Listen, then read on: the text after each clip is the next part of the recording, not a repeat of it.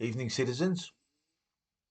Um, this is my 200th video, and it was going to be my last. And I wanted to do something. I kind of wanted to do something special for it, but nothing special really presented itself. So you're just going to get another rant, I'm afraid. Um, and like I say, I thought maybe that I wouldn't even manage to do that. Um, I had a little, what I thought was a little omen, as you can tell from the thumbnail, is that I broke my mug, you know, my boss mug, and it's been a feature of many of my videos, as you know.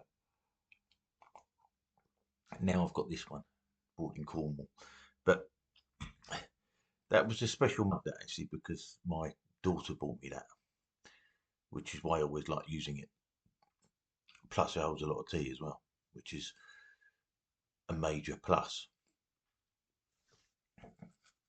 But I was wondering if it was a bit of an omen, and maybe that it would be time to put all this stuff to bed.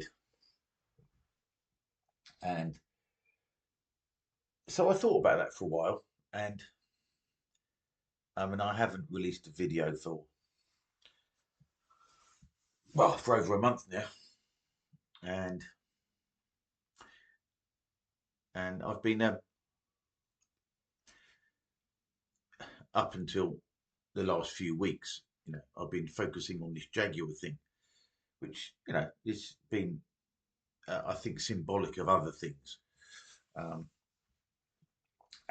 but of course, in the great scheme of things, that's not very important. So I was thinking about how much what I do, how much of a difference it makes, and is it worth it, and maybe I should let other people do the things that they do. And this channel's just a minnow, it's just a tiny number of people watch it, but um and I'm not really saying anything very original, so I was sort of thinking, what's the point? And then all this stuff about the grooming gangs, the so-called grooming gangs, came up again, flared up again because of Elon Musk.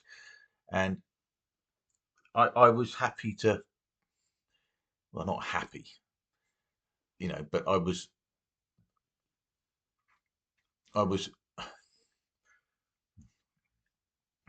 it's difficult to use a word which is correct when you're thinking of something so disgusting, but I thought it was necessary that this was kept at the top of the news, as one of the things that we must all be dealing with and hoping to solve. And of course, it's been rumbling for, you know, well, since the first time we all heard about it was 2011, which was like, 13, 14 years ago now. And a scandal like that is should a scandal like that shouldn't just bring a government down. A scandal like that should bring a whole regime down, and it hasn't. And it's puzzling that it hasn't. And you would think that once it became public, it would get sorted out.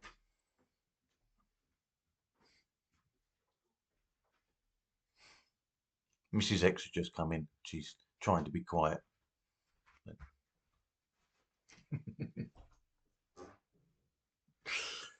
And you'd think that would, once it became um, common knowledge, that great arms of the state would get involved and sort it out. And it seemed not to have done. It's rumbled along and it's been denied. Anybody talking about it is a racist. And and it's just, and it's been this sort of open sore for us for so long. And it became this sort of thing where you think, well, is this ever going to get sorted out? And somehow this has happened, and it's been acknowledged that it's happened. And the institutions and the governments and the regime carry on as normal, as if it's just one more, you know, one more scandal, you know, um, like wasted taxpayers' money or something, as if it's no more serious than that. Just one of many scandals that we have to deal with, one of many issues that government has to has to grapple with. And it became this sort of thing where it became dispiriting because it's happened, everybody knows it happened, and yet nothing happens because of that.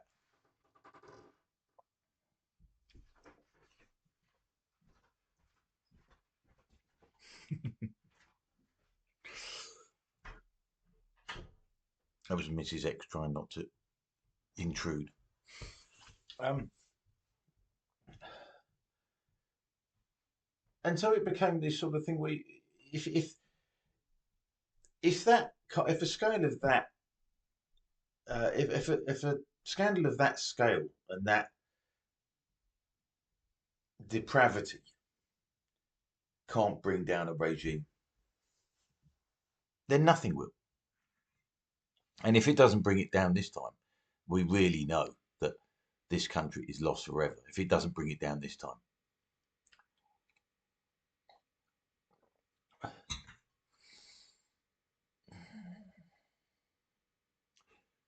And we all know the details of it. We all know how disgusting it is. And what's surprising to many of us, of course, is that it, that know all about this is that how much of the wider population don't know about it. You know, I had a discussion with a friend of mine when I first heard about this stuff, um, and I was telling him how horrified I was, and telling him who it was that was responsible for it. You know, and he made excuses and evaded the issue and said, well, it's just not them. It just happens to be them. And what about the Catholic Church? And the same old shit that people have been saying, you know, most child molesters are white and all that fucking shit. All that stuff, which is true on the tiniest level. But in terms of the real truth, it really isn't true at all. And so I've been watching and listening to all this stuff uh, about Musk and Starmer, and of course this stuff has been bubbling along since the disturbances in August in reaction to the killing of those three girls and the absolutely totalitarian crackdown on people talking about it.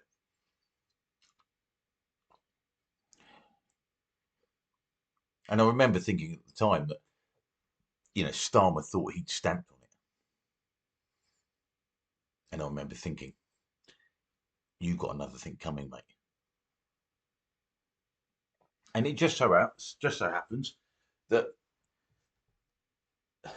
the victims of this, you know, the real victims, you know, not Jess Phillips, the real victims, have, out of a clear blue sky, have acquired a champion in the richest man in the world. You know, the man who basically owns the public square. So this is welcome, obviously. I mean, it's, you know, it's an understatement to say that it's bittersweet because, this country is now known for all of this shit, and it's everywhere. And not that the abusive is everywhere, but the the complicity and the cover-ups and the corruption of all of our institutions are everywhere. Is everywhere.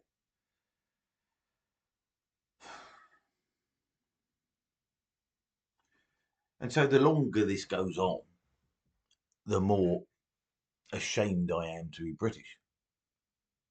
And it's showing no signs of letting up.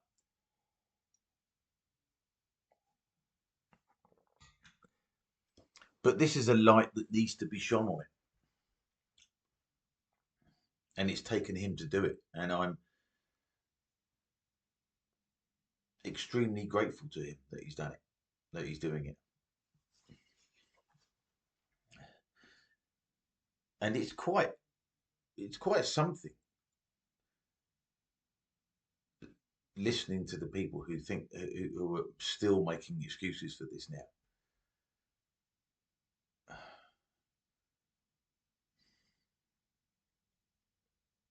And then there's more revelations coming out, culminating in today. The former Labour Party minister, what's his name, Ivor Kaplan or something, Ivor Kaplan.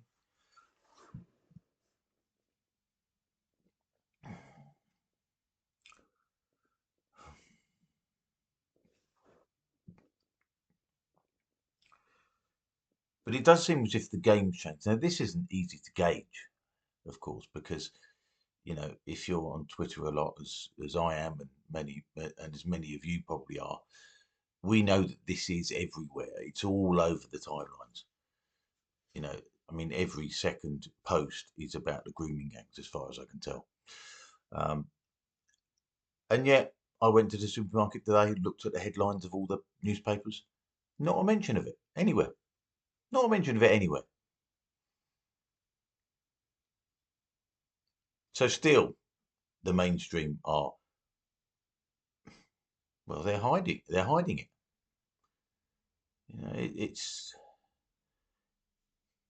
It still astonishes me that how the media are so uninterested in such a story.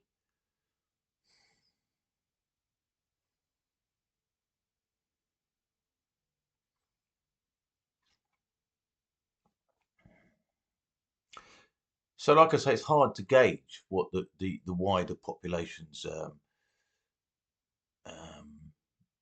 opinion of this stuff is. I mean, it seems to be seeping out into the general conversations, but there still is an awful lot of, oh, Elon Musk just interfering in British politics. What's he doing? And there's still a lot of that.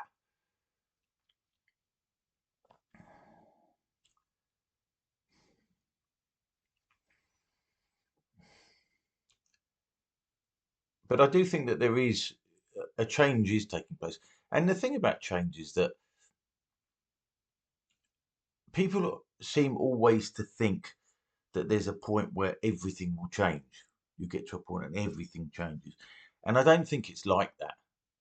I think that change has to be, it's like a war of attrition.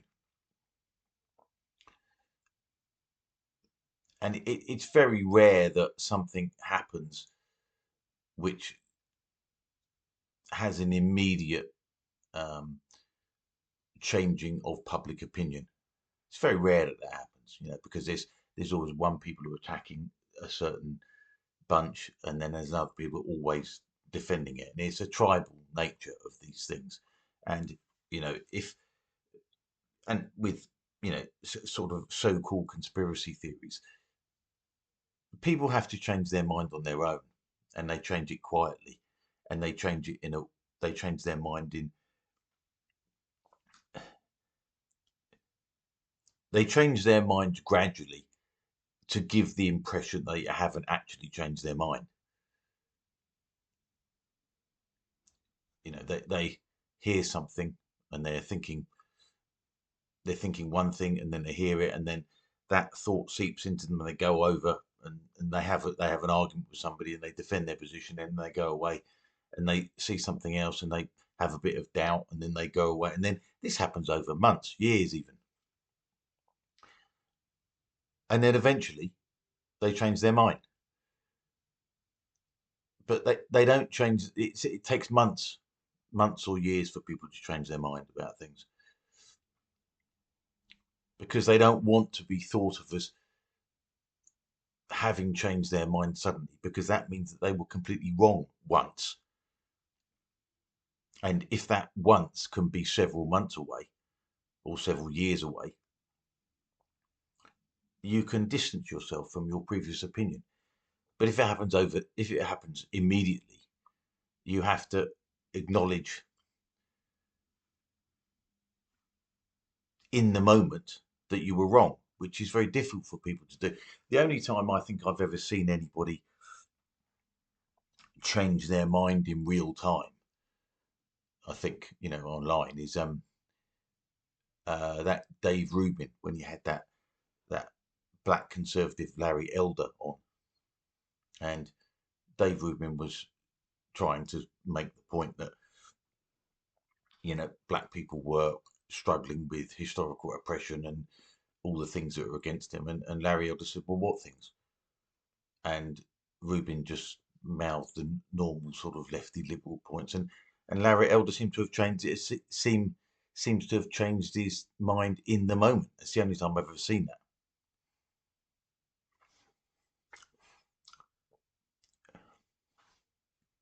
But that's pretty rare. Most people need to have a period of vagueness so they can stomach the loss of faith, the loss of face.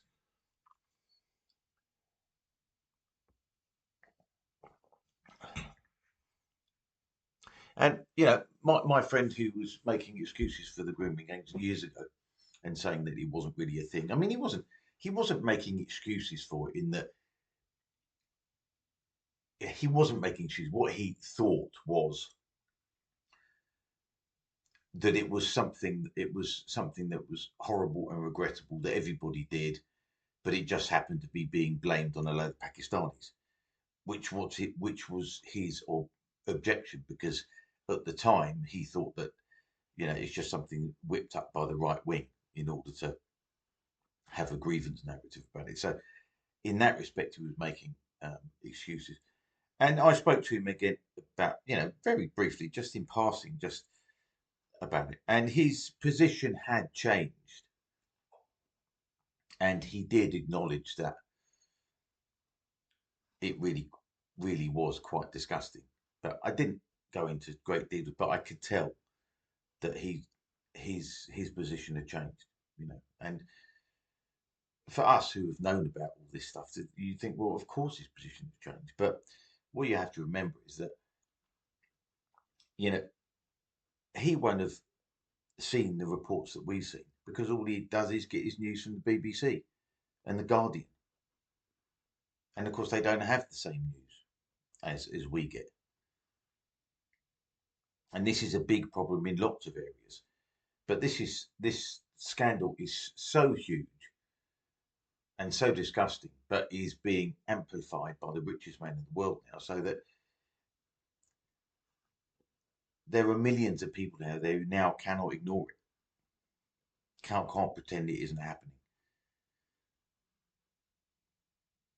because that's a big part of it, is that people don't want to believe that it's happening. I didn't want to believe it was happening when I first heard about it, because I did believe in a multicultural Britain.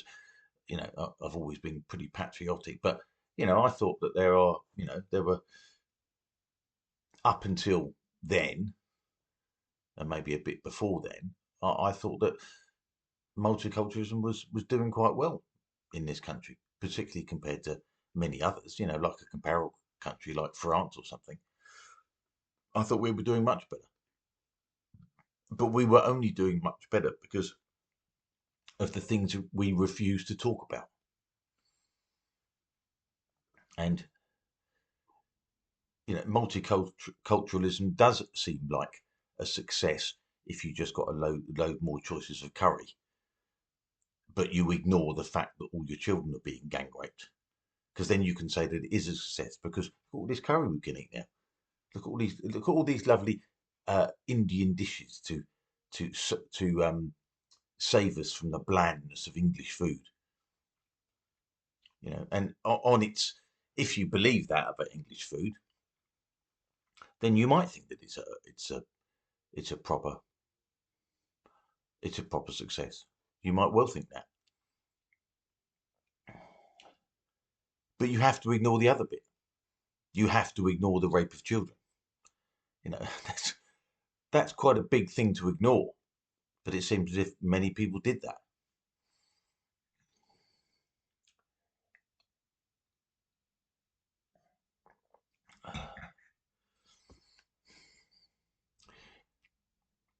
And you can believe all sorts of things if you ignore the worst aspects of something. I mean, I'm trying to think if there's a way that you could, if you could ignore a big enough lie in the opposite direction.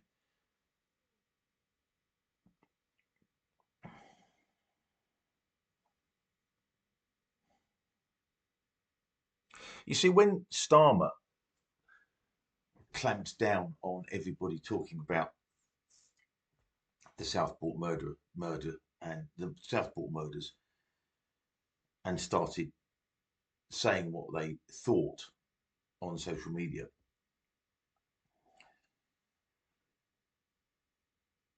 to give him his to be as generous as I possibly can of his motives, and I really do have to be quite generous because this is not something I believe at all. But let's say that my intuitions are off on this, and that what he thought he was doing was preventing the spectre of race riots. Let's say that he was really concerned about that. That was his, let's say, for argument's sake, that was his primary motivation for locking people up for saying things on Twitter.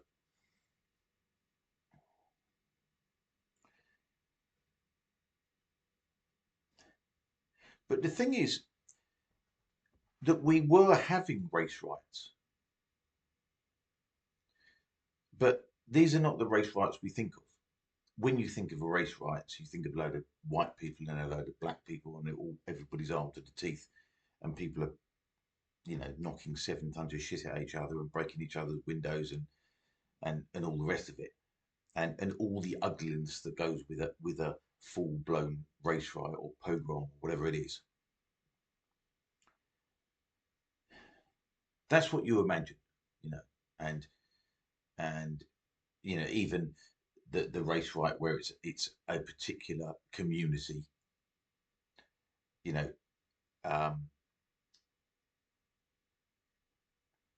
reacting with violence to authority, like the Brixton or the Toxteth riots, the so-called black community, going up against the police, perhaps. And you can have your opinions on that. You can think, well, this is good, or this is not, or it's necessary, or and you can say things like Martin Luther King said that the riot is the language of the unheard, and things like that. That's what we think of as a race riot. But we have had race riots, and we've had race riots for 30, 40 years. And we've had race riots in Rotherham and Telford and Middlesbrough and Keighley and Oxford and every fucking elsewhere, every town elsewhere as well. We have had race riots. The trouble is that in these race riots, what you've had is one side, a load of gang raping Pakistani Muslims being allowed to do whatever they like. And on the other side of the riots, is you have a load of underage girls and only one side's allowed to fight.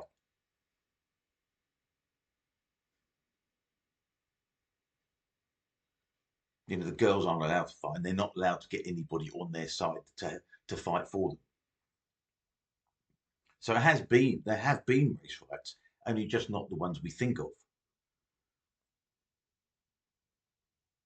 And as we know, that race riots are often driven by rage and hatred. And certainly what was what was done to those girls was fueled by rage and hatred. And you can tell from the transcripts the things they called these girls. And you all know this, you all know this stuff.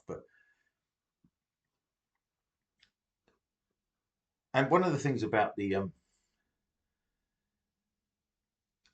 avoiding the race riots, I think it was Wes Streeting the other day said, if this rhetoric continues, it might result in atrocities. Might. It might result in atrocities, really. So what happened to those girls weren't atrocities. Is that what he's saying?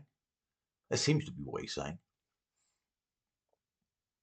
And this whole thing about the whole excuse for the whole thing, because they didn't want to inflame racial tensions. But if my daughter was raped by a load of Pakistani Muslims, I think my tensions might be inflamed. I think they might be. So in order to stop doing that, stop inflaming racial tensions, instead of stopping the gangs and stopping the rapes, they first stopped anybody talking about it, and then attacked and threatened and arrested anybody who did.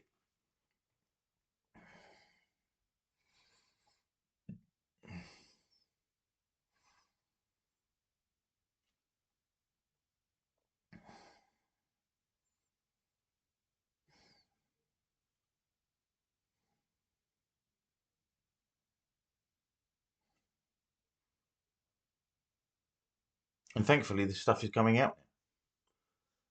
I mean, it's to our eternal and unending shame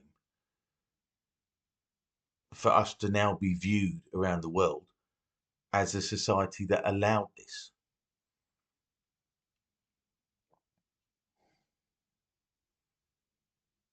And in the race riots that happened in Rotherham, Telford, and Rochdale, and elsewhere, we as a society allowed a load of underage girls to fight that battle for us.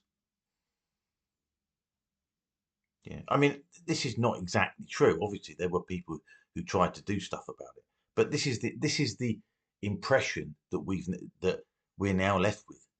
This is our reputation now. This is now what it means to be British. And all the roar of Spitfires and Churchillian speeches cannot silence any of that, cannot cover it. It cannot smother it. None of that can wipe away this stain. The only way that we can wipe away this stain is by doing something about it.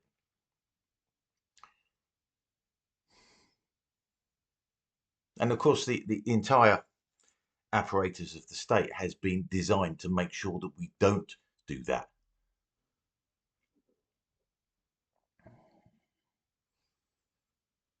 The one thing that we weren't allowed to do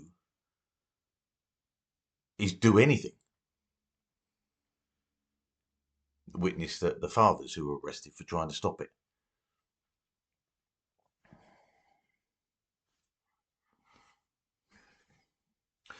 So we have to go through this shame.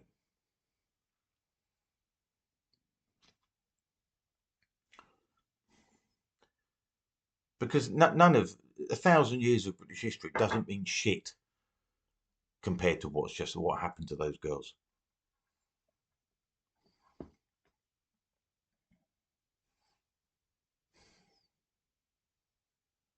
and heads should roll for this.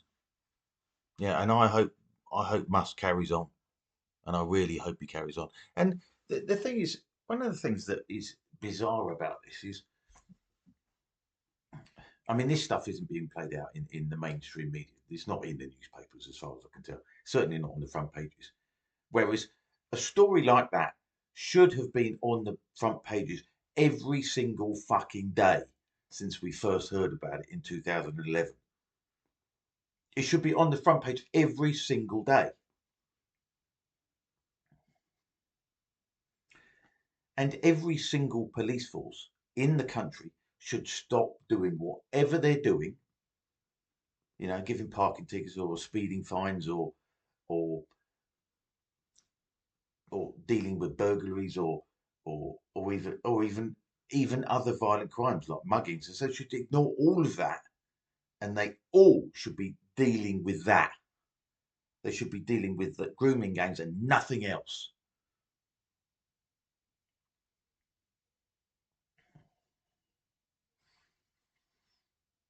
And we know this has been going on in 50 towns now, at least, and probably a lot more.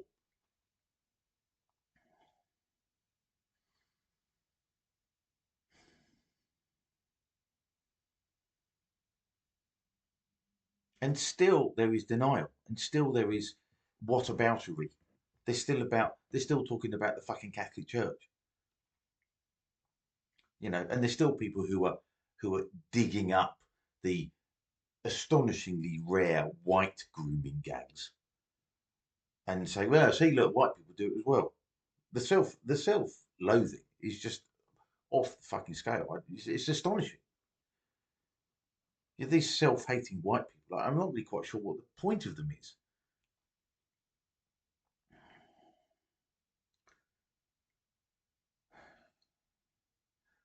And the denial goes into the sort of the vociferous attacks on people like Tommy Robinson. Oh, he's a grifter. He's a con artist. Oh, he's done mortgage fraud. With no acknowledgement. He's not perfect, and nobody thinks he's perfect. He's a football thug. That's where he comes from. That's what he started as a football thug, you know. And he's a hard nut, and he's somebody who knows how to handle himself. But he's been banging on about this for 25, 30 years, and he hasn't stopped.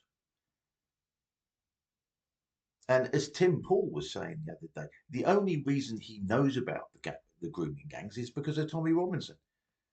And then people say, "Oh yeah, but he lied. He lied about that documentary about that Syrian kid, and now he's in jail. With in a jail full of Muslims, so-called for so-called contempt of court. He's not perfect. I'm sure he's lied. I'm sure he's grifted on occasion, but so fucking what? It needed somebody. It was always going to be somebody like him who was impolite enough to talk about it. And in a way, that's what it comes down to. And this is where the shame is.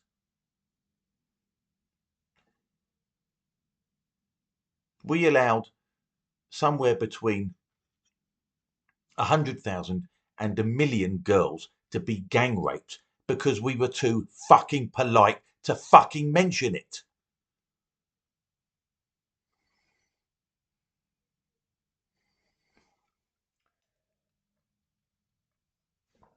I mean, how's that for a stiff upper lip?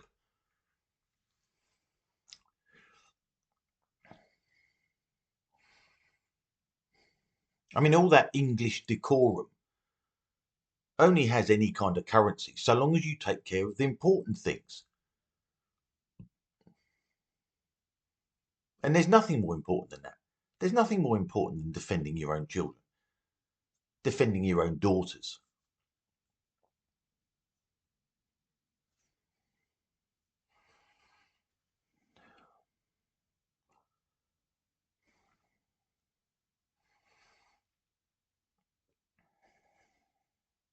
I mean, one of the positive things that is coming out of this is there are an increasing number of people on the left, sensible left people, and there are sensible left people um, who are acknowledging the horror of this and not being tribal about it, and not saying it's all Trump and Musk and Farage and they're all racist arseholes. It's these are the sensible people because they know that this shit doesn't work anymore. Oh, you're a racist if you talk about it. Because there are people now, and quite, um, quite reasonably now, saying, "Well, I don't give a shit if you think I'm a racist. I'd rather be thought of as someone who protected children.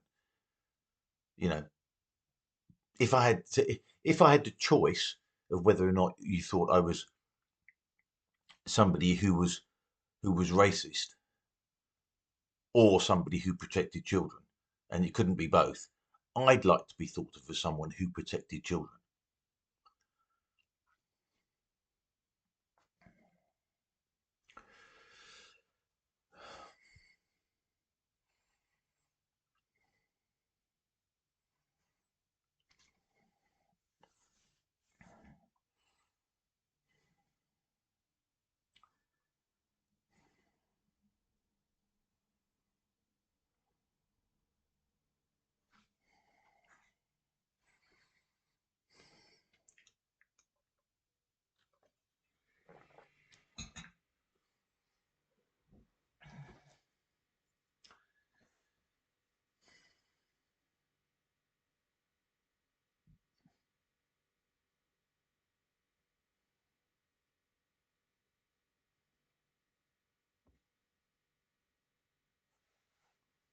So hopefully things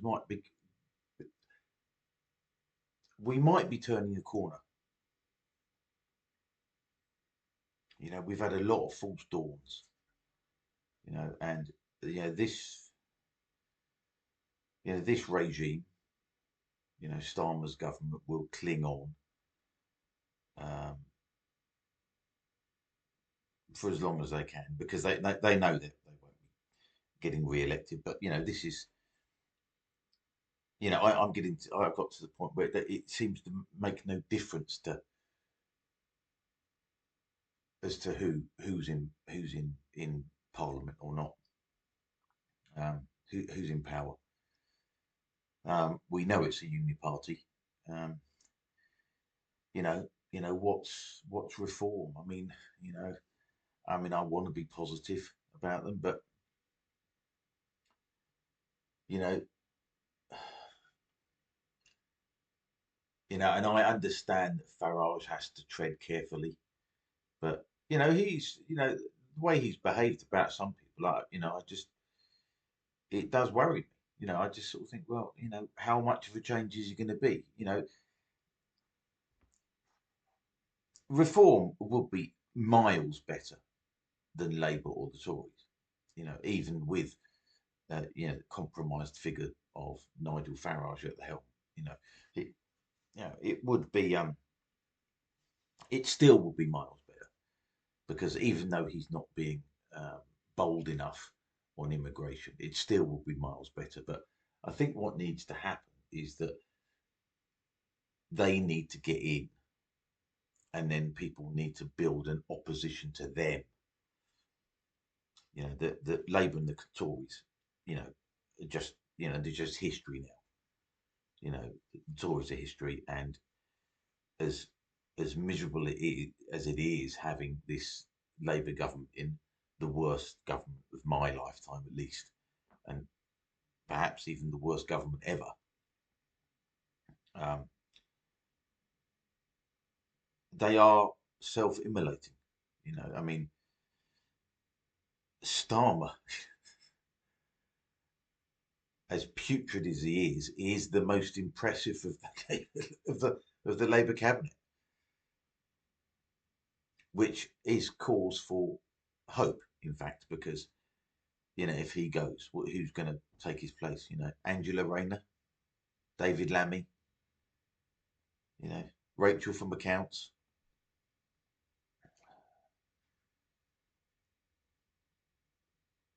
So I think that the thing is, as with Tommy, is that Tommy has the reason Tommy is, I think, is such a good example to us is because he's been absolutely consistent, and I'm sure he's lied about things. I'm sure there are times where he's, I don't know this, but I'm sure that there's, he's been financially rewarded by certain parties, which we may not approve of. I'm sure there's all that kind of stuff. But considering the risks he's taken, I mean, he's been in jail 3 times, or was it 4? Anyway, but considering the risk he takes, I think we can give him a pass on that, frankly. Um, and the thing is, nothing he has done has brought down the government. He hasn't caused a tipping point because I don't think those tipping points happen very often. I think it's a war of attrition. You've just got to keep pushing,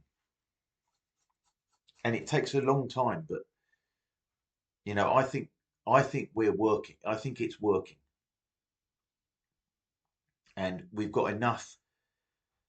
We've got a lot of serious people on our side. I mean, there's the obvious example of Elon Musk and perhaps Donald Trump, um, but there are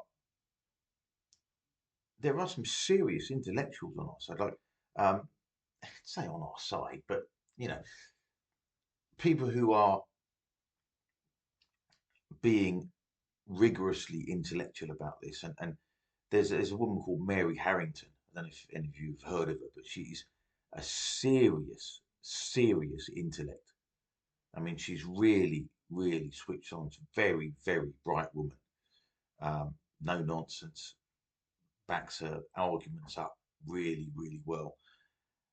And she's come down on and saying all the right things about the grooming gangs. Um, and the reason I mention her is because that kind of intellectual would never have been on the same side as Tommy Robinson, even 5 years ago. So, I do think that, I know that I know a lot of people have got lots of criticisms of Tommy. He's a Zionist. He's backed by Mossad. I mean, I don't know if this is true or not. Maybe it's true. Maybe even I even know somebody who thinks he's part of MI5. I mean, for fuck's sake, how that would work, I don't know. But it it kind of leads you down this thing because you can't believe anything about anything or about anybody. So in the end, what you have to do is you have to trust your instincts. And my instinct is that, you know, he's the genuine article. You know, he's not lily white and squeaky clean. You know, he's never pretended to be. And I mean, I used to dislike him. I used to think he was what they said he was. But the thing about him is, it has shown enormous courage to keep on going. He's had everything against him, and people say, "Oh, yeah, he's just a grifter. He's just, he's a con man." Well, so what? You know, he's 20 times, 100 times braver than most of us, and I do think that he is. I do think that courage is the highest of all virtues. I think it's higher even than truth. It's tricky to know which is highest on this, but I think without courage you've got nothing. And truth will come later. You know,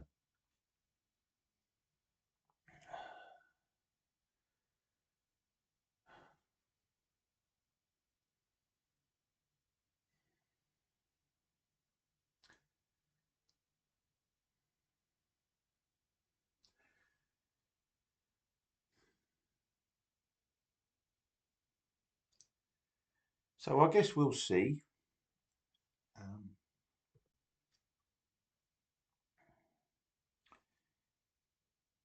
as I say, this stuff is difficult to gauge. Still the mainstream are not talking about this. It makes you wonder if they would they would continue to not talk about it up until the Houses of Parliament caught fire.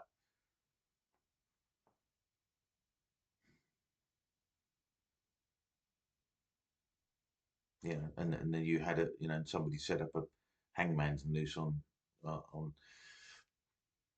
on the green outside Parliament, and started hanging the MPs from it. It's would they even report it then? They might say there's been a disturbance.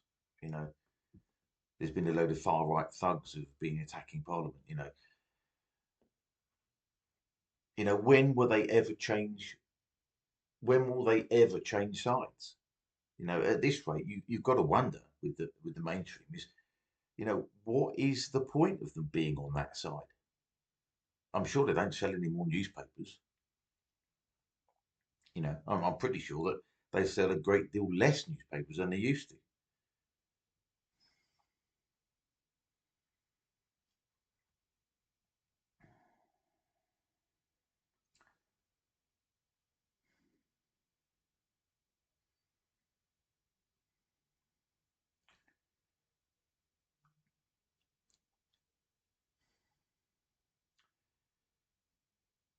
So I think we always hope for a tipping point moment,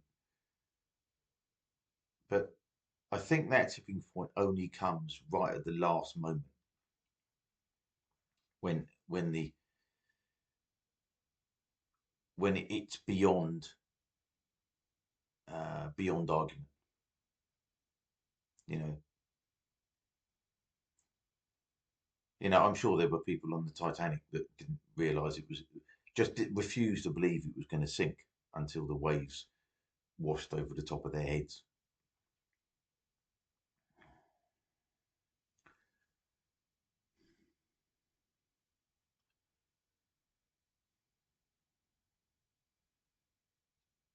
Because this does seem, this has the feeling of the Titanic about it, this country. And like I say, a scandal like this shouldn't just bring down the government.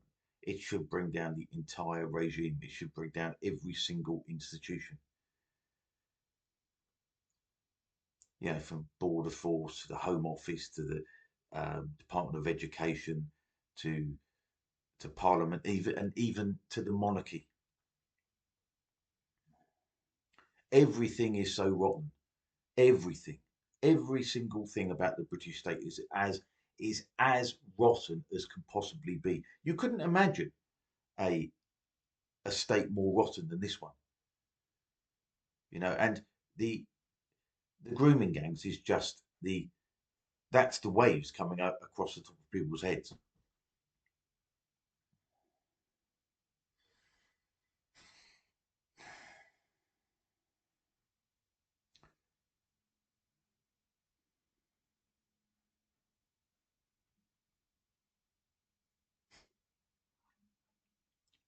It's quite extraordinary.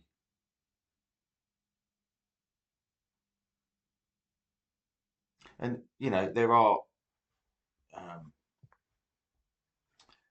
there are other aspects to consider here as well. Is that and of course he's got an axe to grind on this, being a Pakistani Muslim himself. But Majid Nawaz has posited the idea that who's been very honourable about these grooming gang stuff, and he's been he's called it out from the very beginning, and the only he's the only person, and of course the only Muslim to say that the great majority of these rapes were carried out by British Pakistani men like me. That was a pretty brave thing for him to say, and he's never backed down from that. And like I say, he's a Pakistani Muslim, so he's got an axe to grind in a way. But he was suggesting that the grooming gangs thing could just be the tip of the iceberg, and maybe and we're delving into the realms of conspiracy here, but nothing's off the table now, is it? I mean, in terms of conspiracy, the amount of conspiracy theories that have come true, nothing's off the table, you know. But he's suggesting that much of this grooming activity was just the low level stuff that has come to light. And perhaps one of the reasons it's coming to light now is because those complicit in the higher echelons of society are now sacrificing the Pakistani Muslim rapists in the hope that they'll get all the blame and it will go no further. You know, some people are suggesting that they were supplying children to the higher ups. You know, I don't know. This is like I say, this is classic conspiracy theorizing. But when you don't have the facts, or when you don't believe the official explanation because they don't hold any water, this is what you do. You speculate. And you say, I don't believe you. So as I don't believe you, I have to think of uh, another theory as to what I think is really happening. So maybe it's part of a wider thing, perhaps. You know, if you look online and see how many children go missing every year, it's just astonishing. It's beyond comprehension the amount of children that go missing, and yet it's not. And yet the papers are still focusing on Madeleine McCann. You know, one child that went missing.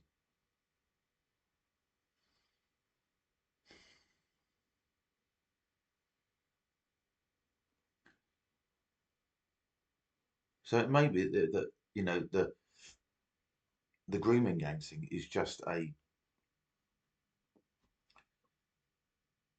the opening of a much bigger can of worms. Yeah, I mean, I hope not. I mean, I hope when I first heard about the grooming gangs, I just didn't want to believe it. I didn't want to believe it because it, you know, and I feel utterly naive in saying this now, but it destroyed my faith in what I thought was, and I cringe to say it now, what I thought was a successful multicultural example to the rest of the world. What a mug I was.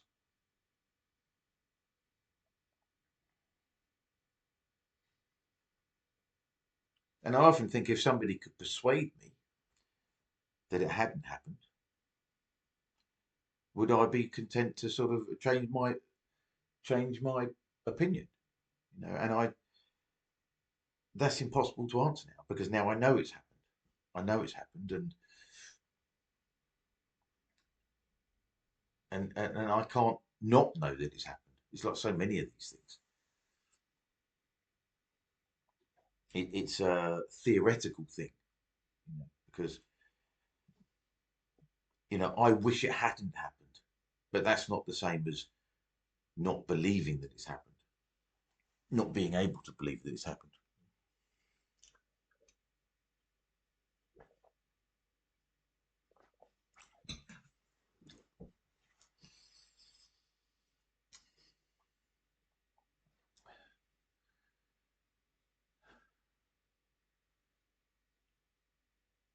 So I hope that Musk brings down this government.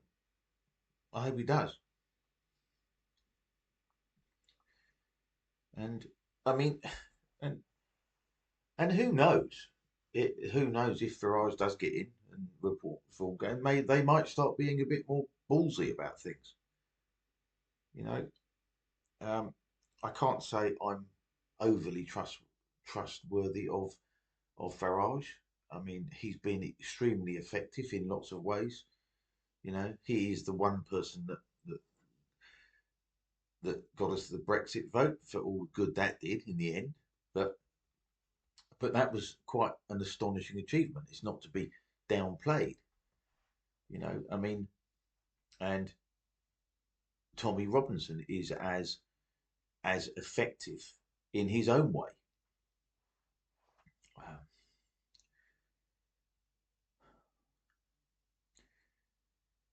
You know, we can't put faith in leaders, you know, because they will probably all disappoint us in the end, and they'll always disappoint some people.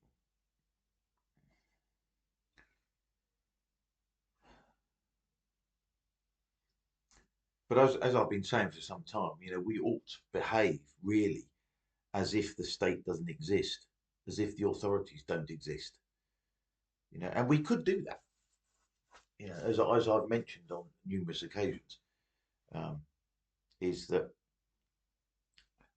Jews in this country outnumber the police 4 to 1.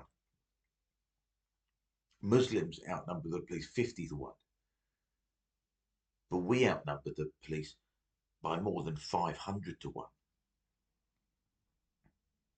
If we decide to ignore them in enough numbers, there is nothing that they can do. Nothing. Nothing at all.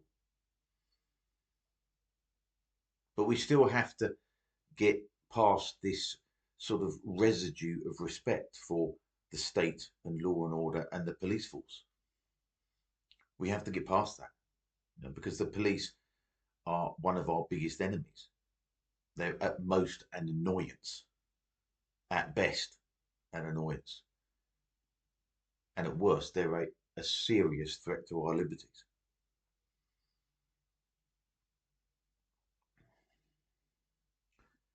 So we have to acknowledge that you know, we have to make it plain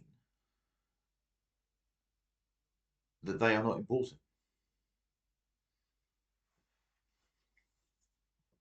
And they don't have to, you know, it's not difficult to, with enough pressure, it will not be difficult to completely demolish their reputation, you know, because they've already done it in so many people's eyes. And in my eyes, the grooming gangs is the worst thing that they've ever done.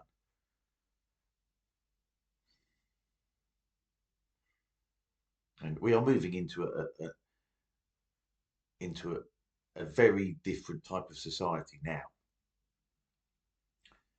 because there's 130,000 police officers in this country to police 70 million people. Now, in a very high trust society, you know, that's probably enough. I mean, arguably, it's perhaps not quite enough, you know, depending on. But I would say that it probably is enough in a high trust society. But in a low trust society, it's nowhere near enough. In a low trust society, you need one policeman for about every 5 or 10 people.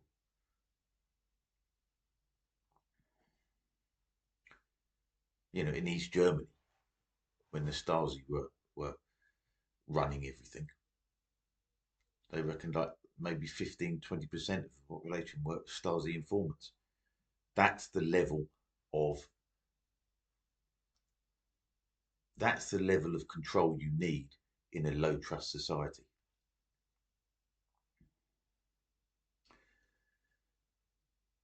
So we're, yeah,